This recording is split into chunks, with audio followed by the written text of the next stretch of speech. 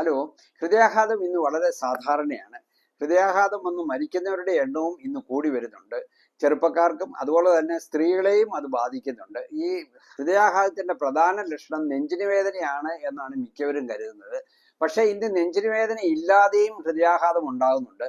അതായത് മറ്റു പല ലക്ഷണങ്ങളോടും കൂടി ഹൃദയാഘാതം ഉണ്ടാകുന്നു. നെഞ്ചുവേദന ഉണ്ടാകണമെന്നില്ല.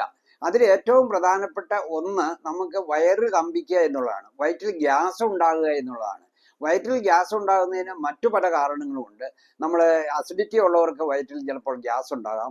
പരിപ്പ്, കടല തുടങ്ങിയ ചില ഭക്ഷണ സാധനങ്ങൾ കഴിച്ചു കഴിഞ്ഞാൽ ചിലർക്ക് വയറ്റിൽ ഗ്യാസ് ഉണ്ടാകാം. ചിലർക്ക് ദഹന പ്രശ്നങ്ങളുണ്ടെങ്കിൽ വയറ്റിൽ ഗ്യാസ് ഉണ്ടാകാം. ഇതൊക്കെ സാധാരണയാണ്. അപ്പോൾ ഇതൊന്നും ഇല്ലാത്തവർക്ക്, അതായത് അസിഡിറ്റിയുടെ ഹിസ്റ്ററിയോ അല്ലെ മറ്റു പല ഭക്ഷണങ്ങൾ കഴിച്ച് വയറ് കമ്പിക്കുകയോ ഒക്കെ ഉണ്ടാകാതിരുന്ന ഒരു വ്യക്തിക്ക് പെട്ടെന്ന് ഒരു ദിവസം വയറ്റിനകത്ത് ഗ്യാസിന്റെ സിംറ്റം വരുന്നുണ്ടെങ്കിൽ അത് നമ്മൾ പ്രത്യേകം ശ്രദ്ധിക്കേണ്ടിയിരിക്കുന്നു. പ്രത്യേകിച്ച് രാവിലെ ഉണ്ടാകുന്ന വയറ്റിലുള്ള അസ്വസ്ഥത നമ്മൾ കൂടുതൽ ശ്രദ്ധിക്കേണ്ടിയിരിക്കുന്നു. ഹൃദയാഘാതം കൂടുതലും രാവിലെയാണ് ഉണ്ടാകുന്നത്. അപ്പോൾ ഹൃദയാഘാതത്തിന്റെ ഒരു ലക്ഷണമായിട്ടും ഈ വയറ്റിനകത്ത് ഗ്യാസ് വരാറുണ്ട്.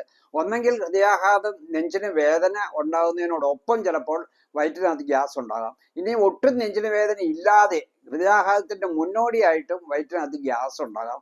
സാധാരണഗതിയിൽ വയറ്റിനകത്ത് ഗ്യാസ് ഉണ്ടാകുമ്പോൾ മിക്കവരും മെഡിക്കൽ സ്റ്റോറിൽ പോയി ഒരു അൻറ്റാസിഡ് സിറപ്പോ അല്ലെ അൻറ്റാസിഡ് ഗുളികയോ കഴിക്കുകയാണ് സാധാരണ ചെയ്യുന്നത്. വിലപ്പെട്ട നമ്മുടെ സമയം നമ്മളവിടെ പാഴാക്കുകയാണ് ചെയ്യുന്നത്.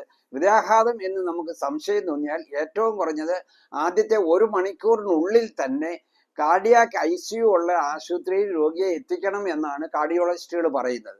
അപ്പോൾ ആ 1 മണിക്കൂറിനുള്ളിൽ ചെന്നാലേ നമുക്ക് രോഗിയെ രക്ഷിക്കാൻ സാധിക്കുകയുള്ളൂ.